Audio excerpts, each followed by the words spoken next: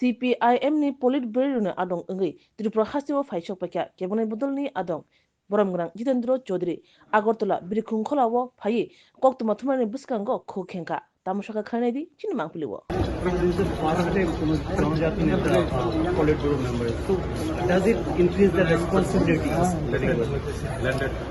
Not only in the state of Tripura, actually from the entire country, in this highest body of our party, that from any Adivasi community, perhaps I am the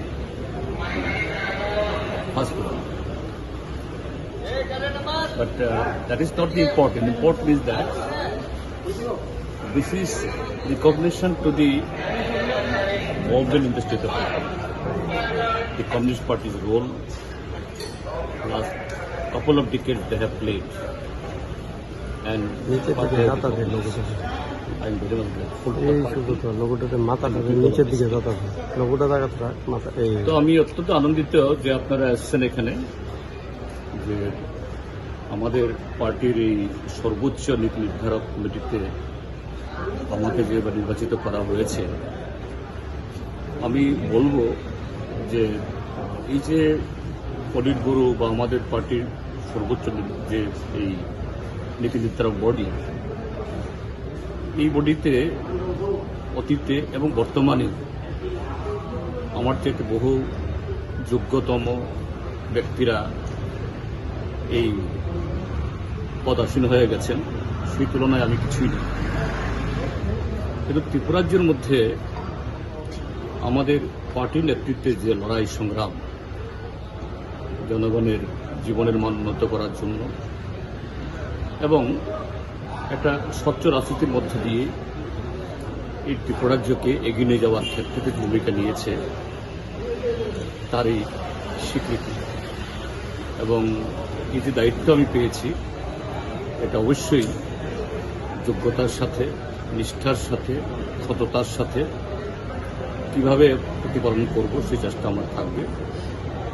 এবং সেই জায়গায় আমাদের দেশের সাথে ত্রিপুরাজ্যের মধ্যেও রাজনীতির মান যে ক্রমশ অধোগতিতে যাচ্ছে, মতাদর্শগত অবশ্যগত ফারাক থাকতে পারে, কিন্তু সেই জায়গায় রাজনীতির মান যদি তার যে অধোগতি হয়, তাহলে এটা গোটা সমাজের মধ্যে তার প্রভাব পড়ে।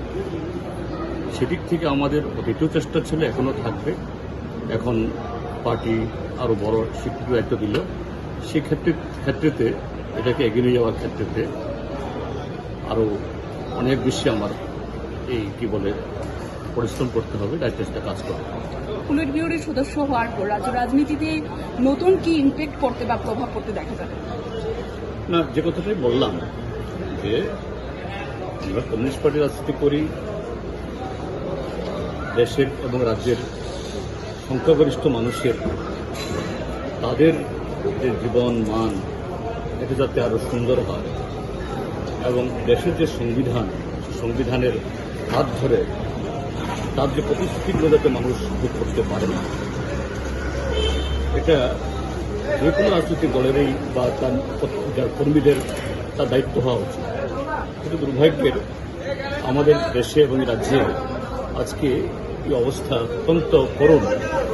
তো সেক্ষেত্রে যে আমার যে এই দায়িত্ব পাওয়ার আগেই এই কাজে আমার এই এঙ্গেজমেন্ট ছিল না তা নয়, এখন আরও বেশি করে কীভাবে যাতে এই ক্ষেত্রে জোরদার ভূমিকা নিতে পারি সেই চেষ্টা আমার থাকবে, সেই চেষ্টা আমার।